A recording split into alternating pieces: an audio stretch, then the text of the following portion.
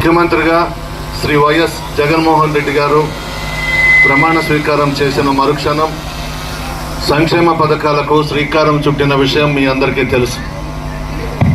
రాష్ట్రంలో ఆర్థిక పరిస్థితులు బాగలేకపోయినా ప్రజలు పెట్టుకున్న నమ్మకాన్ని వమ్ము చేయకుండా ముఖ్యమంత్రిగా ప్రమాణ స్వీకారం చేసిన మరుక్షణమే కులాలు, మతాలు, వర్గాలు, రాజకీయాలే చేయకుండా పార్టీలకు అతీతంగా పెద్ద ఎత్తున సంక్షేమ పథకాలు అందించిన విషయం మీ అందరికీ తెలుసు. అందులో భాగంగా బుచ్చిరెడ్డిపాళెం టౌన్ పరిధిలోని 10 సచివాలయాలలో అర్హులైన ప్రతి లబ్ధిదారులకు ప్రత్యక్ష నగదు బదిలీ కింద చేసిన సహాయం 162,88,00,000. పరోక్ష ప్రయోజనాలు, పెన్షన్స్ కానీ, హౌస్ సైట్స్ కానీ, ఇతరత్ర కార్యక్రమాలు కులం, మతం, పార్టీలకు అతీతంగా 72,07,00,000 నాన్ డీబీటీ కింద ఇస్తూ మొత్తం బుచ్చి టౌన్ పరిధిలో లబ్ధిదారులకు అందించిన మొత్తం ఈ 5 సంవత్సరాలలో 234,95,00,000 పార్టీలకు అతీతంగా జగన్మోహన్ రెడ్డి గారు ఇచ్చిన విషయం మీ అందరికీ తెలుసు. ముఖ్యమంత్రిగా జగన్మోహన్ రెడ్డి గారు ప్రమాణ స్వీకారం చేస్తానే బుచ్చిరెడ్డిపాళెం నగరాన్ని మున్సిపాలిటీగా చేయమని చెప్పి అడిగితే రాష్ట్రంలో 10 మున్సిపాలిటీలు శాంక్షన్ చేస్తే నెల్లూరులో బుచ్చిరెడ్డిపాళెంకి ప్రథమ స్థానం ఇచ్చి మన బుచ్చిరెడ్డిపాళెంని నగర పంచాయతీగా చేసిన ఘనత శ్రీ వైఎస్ జగన్మోహన్ రెడ్డి గారిది. రాష్ట్రంలో పేదరిక నిర్మూలన జరగాలని, పేదలందరూ గౌరవంగా తల ఎత్తుకుని తిరగాలని, మహిళలందరూ ఆర్థికంగా బలపడాలని ముఖ్యమంత్రి గారి కోరిక. ఈరోజు ఏ పథకం చేపట్టినా శ్రీ వైఎస్ జగన్మోహన్ రెడ్డి గారు మహిళల పేరిట పథకాలు ఇస్తూ ఉన్నారు. 33 పథకాలు ఇచ్చారు. మీరెవరూ అడగలేదు జగన్మోహన్ రెడ్డి గారిని ఫలానా పథకం ఇవ్వండి, ఫలానా పథకానికి పేరు పెట్టండి. గారిని ఓడించాలంట తెలుగుదేశం, బీజేపీ, జనసేన, కాంగ్రెస్ పార్టీలు అందరూ ఏకమైనారు. ఏమి తప్పు చేస్తే జగన్మోహన్ రెడ్డి గారిని ముఖ్యమంత్రి పదవి నుంచి దించాలి అని అడుగుతా ఉన్నా. పేదలకు సంక్షేమ పథకాలు ఇచ్చి పార్టీలకు అతీతంగా పెద్ద ఎత్తున కార్యక్రమాలు చేపట్టినందుకు దించాలనా? అభివృద్ధి కార్యక్రమాలు చేసినందుకు దించాలనా? వైద్యాన్ని, ప్రభుత్వ హాస్పిటల్స్ అన్నింటినీ మెరుగుపరిచి పేదల ముంగిటకు వైద్యాన్ని తీసుకొచ్చినందుకు దించాలనా? నాడు నేడు పథకం పెట్టి ప్రభుత్వ పాఠశాలలు రూపురేఖలు మార్చినందుకు జగన్మోహన్ రెడ్డి గారిని దించాలనా అని అడుగుతున్నారు. కడుపు మంట ఓర్చుకోలేక అందరూ ఏకమై జగన్మోహన్ రెడ్డి గారిని దించాలంట. పందులన్నీ గుంపులుగా వస్తున్నాయి, సింహం మాత్రం సింగల్గా వస్తుంది. సింహం కడుపులో సింహం పుట్టింది. రాజశేఖర్ రెడ్డి గారు ఇచ్చిన కడిగిన ఆణిముత్యం శ్రీ వైఎస్ జగన్మోహన్ రెడ్డి గారు, కోహినూరు వజ్రం జగన్మోహన్ రెడ్డి గారు, పేదల పెన్నిది, ప్రజల మనసు దోచుకున్నటువంటి వ్యక్తి, ప్రజల మనసుల గుండెల్లో గూడు కట్టుకున్నటువంటి వ్యక్తి శ్రీ వైఎస్ జగన్మోహన్ రెడ్డి గారు. నిత్యం ఎస్సీ, ఎస్టీ, బీసీ, ముస్లిం మైనారిటీలు బాగుండాలని కోరుకునే వ్యక్తి జగన్మోహన్ రెడ్డి గారు. ఈరోజు ఎలక్షన్స్ వచ్చాయి. ఈ ఎలక్షన్స్లో అందరూ ఏకమైన ప్రజల ఆశీర్వాదం, భగవంతుని ఆశీర్వాదం జగన్మోహన్ రెడ్డి గారికి ఉంది.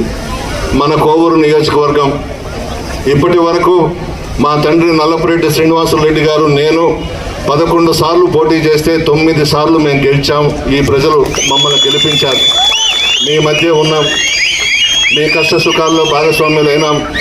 గడప గడపకు మన ప్రభుత్వం కార్యక్రమంలో భాగంగా ముఖ్యమంత్రి గారి ఆదేశాల మేరకు నా కాలు బాగలేకపోయినా 1,12,00 గడపలు దొక్కాను. ఈ నియోజకవర్గంలో ప్రతి కుటుంబాన్ని పరామర్శించాను. మీ కష్ట సుఖాల్లో భాగస్వామ్యులైనాం. బుచ్చిరెడ్డిపాళెం నగర పంచాయతీ ప్రజలని అడుగుతా ఉన్నా, బుచ్చిరెడ్డిపాళెంని మున్సిపాలిటీ చేశాను అని అనుకుంటేనే మీరు నాకు ఓటు వేయండి. 1,70,00,000తో బుచ్చిరెడ్డిపాళెంకి సెంట్రల్ లైటింగ్ చేయించాను అని అనుకుంటేనే మీరు నాకు ఓటు వేయండి. 85 కోట్లతో సంఘం నుండి బుచ్చిరెడ్డిపాళెంకి మంచినీటి పథకాన్ని మంజూరు చేయించాను అని మీరు అనుకుంటేనే నాకు ఓటు వేయండి. బుచ్చిరెడ్డిపాళెంలో CC roads, side drains, RO ప్లాంట్లు చేశాను అని మీరు అనుకుంటేనే నాకు ఓటు వేయండి. బుచ్చిరెడ్డిపాళెంకి మంచి చేశాను అని అనుకుంటే మీరు మీ ప్రసన్న కుమార్ రెడ్డిని ఆశీర్వదించమని చెప్పి కోరుతా ఉన్నాను. బుచ్చిరెడ్డిపాళెం నగర పంచాయతీని చేసుకోవడమే మన అదృష్టం. ఈ సెంటర్లో కూడా సెంట్రల్ లైటింగ్ శాంక్షన్ అయ్యి ఉంది. ఇక్కడ వ్యాపారస్తులందరూ సెంటర్లో పెట్టొద్దు సార్ సెంట్రల్ లైటింగ్ అని అంటే వారి కోరిక మన్నించి ఇక్కడ పెట్టకుండా సైట్స్ పెడతామని కూడా నిర్ణయం తీసుకున్నాం. ఒక్కటే మనవి చేస్తా ఉన్నాను, నేను మీ బిడ్డను, మీ కుటుంబ సభ్యుడిని, మీలో ఒకటిగా ఉన్నాను.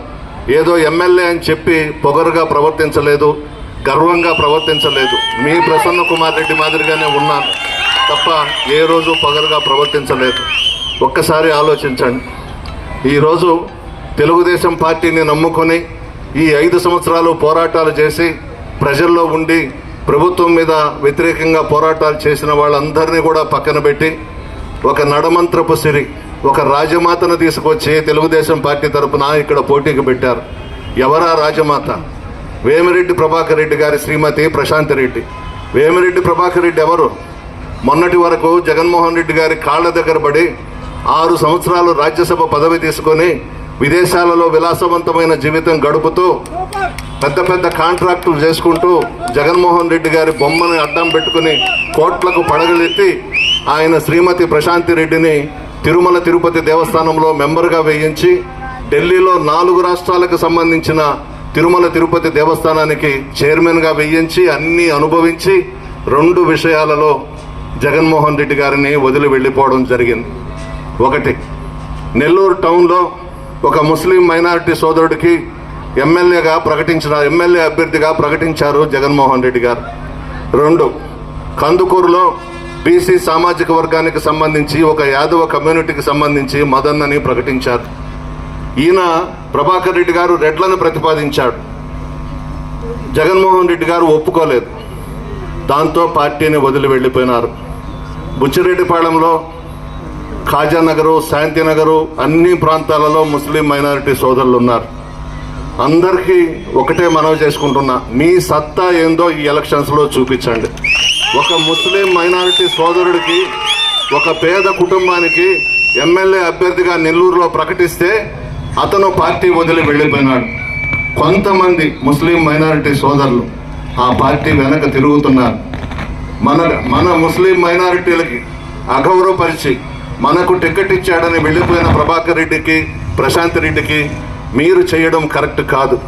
మీరందరూ ఏకమై మీ సత్తా ఏందో చూపించే టైం వచ్చింది. ముస్లిం మైనారిటీ సోదరులంటే ఏందో మీరు చేసి చూపించే టైం వచ్చింది. ఎవ్వరు కూడా అతనికి చేయకూడదు. పేదల ద్రోహి ప్రభాకర్ రెడ్డి. అతనికి డబ్బు ఉంటే చాలు, ఇంకా వేరే కార్యక్రమాలు ఉన్నాయి అతనికి, అవి ఉంటే చాలు. ఇంకొకటి లేదు, పేద ప్రజలని దగ్గరకు రానివ్వరు. ఆ ఇంట్లో 4 గేట్లు ఉంటాయి. ఈ 4 గేట్లు దాటినాక సెక్యూరిటీ వాళ్ళు ఉంటారు. ఆ సెక్యూరిటీని దాటుకొని పోవాలంటే మన వల్ల కాదు. పేదలకు స్థానం లేదు. పెద్ద పెద్ద కాంట్రాక్టర్లు, ధనవంతులనే చుట్టూ పెట్టుకుని ఉంటాడు. మీరందరూ కూడా ఒకటే గమనించండి. నేను మీ మధ్య ఉన్న, మీ కష్ట సుఖాల్లో భాగస్వాములైన ఈ నియోజకవర్గం అభివృద్ధికి కృషి చేశాను. ఈరోజు ప్రశాంత్ రెడ్డి నేను వేసిన రోడ్ల మీద తిరుగుతూ నేనేమీ చేయలేదని మాట్లాడుతూ ఉంది. సిగ్గుంటే దాన్ని మైకులో పట్టుకొని మీటింగుల్లో తిట్టడం, నన్ను, జగన్మోహన్ రెడ్డి గారిని. మొన్నటి దాకా జగన్మోహన్ రెడ్డి గారి కాళ్ళు పట్టుకున్నారు, పదవులు సంపాదించుకున్నారు, డబ్బు సంపాదించుకున్నారు. ఈరోజు ఇద్దరికి బీసీలకు సంబంధించి పదవులు ఇస్తే పార్టీ వదిలి వెళ్ళిపోయినారు.